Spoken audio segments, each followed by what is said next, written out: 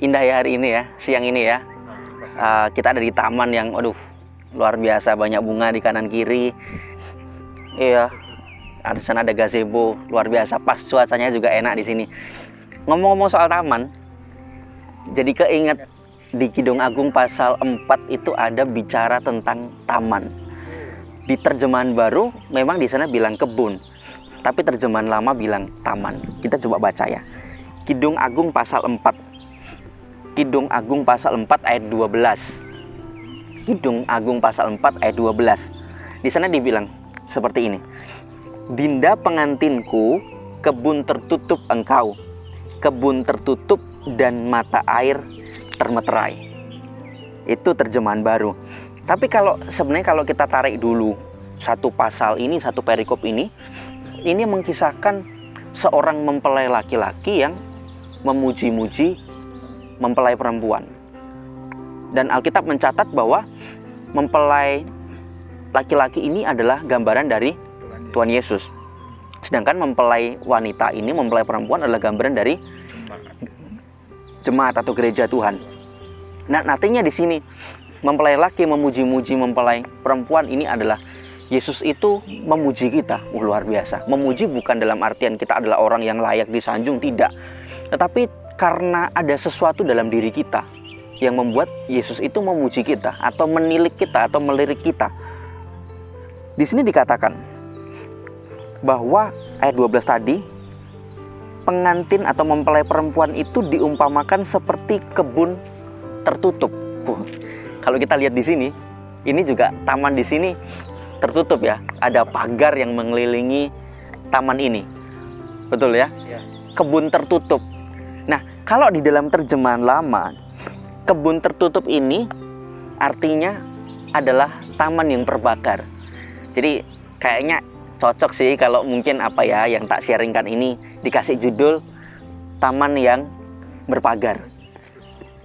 Jadi kebun yang tertutup ini adalah taman yang berpagar. Kalau kita coba renungkan, taman yang berpagar itu seperti apa sih? Taman yang berpagar itu adalah, kenapa dipagari? Karena tidak boleh ada sembarangan orang masuk. Kalau tidak dipagari, itu artinya orang boleh masuk. Maaf kata binatang-binatang, kambing boleh masuk makan tanaman-tanaman yang ada di situ kan. Bahkan orang-orang yang punya niat jahat atau mungkin niat baik hanya sekedar ya foto-foto pun bisa masuk. Tetapi kenapa betul-betul ini ditutup, dipagari? Karena tidak boleh ada sembarangan orang ini masuk. Makanya di sana katakan bahwa kita ini adalah di mata Tuhan, kita ini seperti kebun yang berpagar, taman yang berpagar. Pertanyaannya, mengapa kok kita ini adalah taman yang berpagar? Ayat 1. Di sana dikatakan, lihatlah cantik engkau manisku, sungguh cantik engkau, bagaikan merpati matamu di balik telukungmu, rambutmu bagaikan kawanan kambing yang bergelombang turun dari pegunungan Gilead. Jadi mengapa kok kita ini dipagari oleh Tuhan? Karena di sini katakan bahwa kita ini cantik. Cantik dalam tanda kutip ya. Ini kita laki-laki, bukan berarti kita cantik pakai make up, enggak. Tapi artinya cantik di sini adalah karena kita itu menawan, kita ini berharga di hadapan Tuhan. Sesuatu yang berharga pasti dijaga baik-baik, betul ya? Kalau kita punya uang, punya perhiasan, pasti dimasukkan ke dalam berangkas. Enggak mungkin taruh di teras rumah. Sesuatu yang berharga itu pasti dijaga baik-baik, ditutup, dipagari, digembok, dikunci. Sama halnya, karena kita ini begitu berharga di hadapan Tuhan, maka kita dipagari. Supaya apa? Supaya tidak sembarangan orang boleh masuk, tidak ada sembarangan orang boleh merusak, mengganggu, bahkan mengacaukan keindahan yang kita punya. Dan kita itu betul-betul indah di hadapan Tuhan. Makanya Yesaya 43 dikatakan bahwa engkau ini berharga di mataku dan mulia, dan aku ini mengasihi engkau. Kita ini berharga, mulia, dan dikasihi oleh Tuhan. Nah, pertanyaannya adalah, apa maksudnya dipagari? Catatan dalam Ayub pasalnya yang pertama. Ayub pasalnya yang pertama ayatnya yang ke-10. Di sana dikatakan demikian. Bukankah engkau yang membuat pagar sekeliling dia dan rumahnya, serta segala yang dimilikinya? Ini kata iblis kepada Allah. Apa yang dikerjakannya telah kau berkati, dan apa yang dimilikinya makin bertambah di negeri itu. Di sana iblis katakan bahwa kan Tuhan yang buat pagar di sekelilingnya Ayub, di sekeliling rumahnya Ayub, ya pantesan dia tidak terjadi apa-apa. Karena Tuhan yang buat pagar di sekelilingnya Ayub. Dan setelah Tuhan cabut pagar itu dari Ayub, maka iblis bisa masuk, iblis bisa melakukan hal-hal yang luar biasa dalam hidup Ayub. Luar biasa dalam artian negatif ya, merusak, mengganggu dan sebagainya, membuat sakit, membuat kekayaannya, hartanya habis ketika pagarnya dicabut. Artinya pagar ini bicara soal perlindungan, pagar ini bicara soal penjagaan. Dan puji Tuhan, kita sebagai gereja Tuhan, kita sebagai orang-orang percaya, menandakan karena kita berharga, maka kita dipagari. Artinya kita dilindungi dan dijaga oleh Tuhan. Kalau kita lihat terjemahan firman Allah yang hidup di Kidung Agung 4 tadi, ini saya kagum dan sangat-sangat merasa bahagia ketika baca ayat ini. Firman Allah yang hidup bilang seperti ini. Kebun tertutup itu, kalau di terjemahan firman Allah yang hidup, di sana dibilang kebun pribadi. Jadi kita ini adalah kebun pribadi. Jadi bukan diobral buat orang banyak. Tapi artinya kebun pribadi ini adalah kita ini milik pribadi. Kita ini kebun privat, milik kepunyaannya Tuhan. Jadi bukan milik bersama. Tapi kita ini hanya miliknya Tuhan 100%. Bukan dibagi separuh miliknya Tuhan, separuh miliknya iblis, separuh miliknya Tuhan, separuh miliknya dunia. Tetapi hidup kita ini sudah dibeli, lunas dibayar, dan kita jadi miliknya Tuhan seutuhnya. Di sana dibilang kebun tertutup itu kebun pribadi. Dan mata air yang tertutup, kita gereja Tuhan ini juga seperti mata air yang tertutup. Di sana dibilang dalam terjemahan firman Allah yang hidup, mata air tertutup ini adalah mata air yang tidak boleh dimiliki oleh orang lain. Jadi ini betul-betul hak miliknya Tuhan. Kita ini hak miliknya Tuhan, tidak boleh dimiliki oleh orang lain, tidak boleh dimiliki oleh kuasa lain. Kita hanya miliknya Tuhan sepenuhnya. Luar biasa. Saya bersyukur sekali kalau saya baca ayat ini, karena ternyata segitu berharganya kita. Tuhan mengumpamakan kita seperti taman yang indah yang dipagari. Lalu saya bertanya-tanya, kemudian kalau kita jadi mempelainya Tuhan, jadi gereja Tuhan yang sudah berharga dan dipagari oleh Tuhan, apa yang perlu kita lakukan? Kemudian saya coba baca ayat yang ke-9. Di sana dikatakan begini. Engkau mendebarkan hatiku, Dinda pengantinku. Engkau mendebarkan hati dengan satu kejapan mata, dengan seuntai kalung dan perhiasan lehermu. Jadi mempelai wanita ini, dia ini mendebarkan hatinya Tuhan, mendebarkan hatinya Salomo ketika dia mengejapkan mata dan ketika ada perhiasan di dalam hidupnya.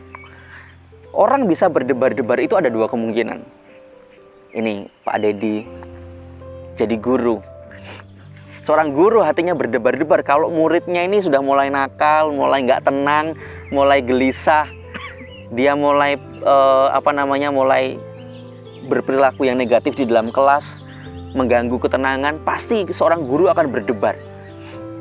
Waktu guru mengoreksi hasil ujian anak-anak, ya mungkin ada rasa-rasa berdebar. Ini anak-anak bisa nggak ya kerjakan? Nanti ujian nasionalnya bagaimana ya? Kalau kita sebagai anak-anak muda, seringkali kita berdebar ketika mungkin kita diikuti oleh pengendara sepeda motor begal. Di belakang kita diikuti, kita berdebar-debar. Itu yang negatif. Tapi berdebar juga bisa dalam artian positif. Ketika ya kita mungkin punya pasangan. Pak Dedi mungkin masa muda dulu punya pasangan. Yang sekarang ya, yang tentu ya. Ketika dia datang ingin membawakan sesuatu, pasti kita berdebar-debar. Ini bawa apa ya? Iya, deg-degan ya, berdebar, makin berdebar. Ini bawa apa ya sih dia? Pengen kasih apa ya ke saya ya? Maka dari itu, orang yang mendebarkan hati Tuhan itu, jangan sampai kita mendebarkan hati Tuhan karena perilaku-perilaku negatif kita. Karena perilaku-perilaku kita yang menyakiti hati Tuhan. Tapi kita mendebarkan hati Tuhan karena memang hidup kita yang memberikan satu perhiasan-perhiasan yang indah di hadapan Tuhan. Yang kita datang dengan cinta kita, datang dengan kasih kita, datang dengan rasa syukur kita, itu yang mendebarkan hati Tuhan. Bukan karena hal-hal yang merugikan, bukan hal-hal yang negatif yang kita lakukan buat Tuhan, tetapi justru hal-hal yang menyenangkan hati Tuhan. Itu yang membuat Tuhan itu berdebar-debar, karena ada yang menarik dari diri kita, ada yang berkesan dari diri kita, maka hati Tuhan itu berdebar-debar. Jadi pertanyaan buat kita, selama ini kita mendebarkan hati Tuhan karena hal-hal yang menyimpang dari firman Tuhan, atau sebaliknya, kita mendebarkan hati Tuhan karena memang kita hidup berkenan di hadapan Tuhan, kita jadi sebuah perhiasan yang indah di hadapan Tuhan, kita menarik setiap kata-kata, pikiran, tingkah laku, hidup kita itu menarik di hadapan Tuhan. Makanya Tuhan berdebar. Kemudian ayat 10 tidak kalah menarik. Tadi yang pertama ya, kita sebagai taman yang berpagar, sebagai mempelai Tuhan yang dilindungi, dijagai karena kita berharga. Yang pertama, kita harus mendebarkan hati Tuhan. Yang kedua, kita harus punya cinta yang nikmat. Ayat 10 dia katakan, betapa nikmat kasihmu Dinda pengantinku, jauh lebih nikmat cintamu daripada anggur, dan lebih harum bau minyakmu daripada segala macam rempah. Jadi dikatakan bahwa mempelai wanita itu, mempelai pria ini memuji dengan katakan bahwa nikmatnya cintamu. Nikmatnya cintamu artinya bahwa cinta yang ada pada mempelai perempuan yang adalah gereja Tuhan, yang adalah kita-kita ini, itu dinilai sama Tuhan itu nikmat. Di situ dikatakan harum, nikmat. Nah, terjemahan bahasa Inggris katakan wonderful love. Wonderful itu, ini satu kata yang luar biasa, menakjubkan, luar biasa. Jadi kita punya cinta yang menakjubkan, cinta yang luar biasa. Bukan hanya cinta-cinta yang biasa-biasa, apalagi cinta-cintaan ABG, cinta-cinta monyet itu. Tapi cinta yang luar biasa, cinta yang sejati, cinta yang dipandang oleh Tuhan itu nikmat, indah, bau harum. Kalau kita lihat taman di sini kan, harumnya luar biasanya ada apalagi ada serikaya di depan. Baunya semerbak dari tadi. Apakah baunya seperti itu kita, bau harum? Atau justru sebaliknya, cinta kita ini adalah cinta yang baunya busuk, cinta yang tidak ada kenikmatannya sama sekali. Nah, ini akan mungkin terjadi, kita punya cinta yang nikmat, cinta yang indah, cinta yang harum, akan terjadi kalau kita tidak mendua hati. Makanya Yesus bilang bahwa jangan engkau mendua hati. Satu, kita mengabdi kepada Allah, tapi satunya kita mengabdi kepada Mammon. Atau kita bisa terjemahkan secara bebas, berhala-berhala atau hal-hal dalam dunia ini yang menggeser cinta kita kepada Tuhan. Kita tidak akan pernah punya kenikmatan cinta kalau kita mendua hati. Karena mendua hati tidak akan tenang dalam hidupnya. Dan ya pas ya, kita ada lagi piknik di taman ini.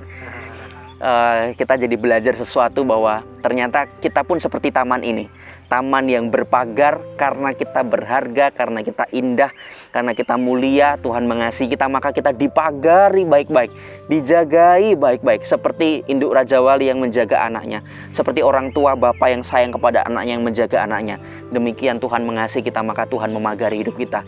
Dan yang perlu kita lakukan adalah kita mendebarkan hati Tuhan, dan yang kedua adalah kita punya cinta yang bisa dinikmati, dicium berbau harum di hadapan Tuhan. Dia, puji Tuhan, kita bisa menikmati suasana yang indah, dan kita juga bisa menikmati berkat Tuhan yang indah. Oke, ya saya bisa berbagi itu.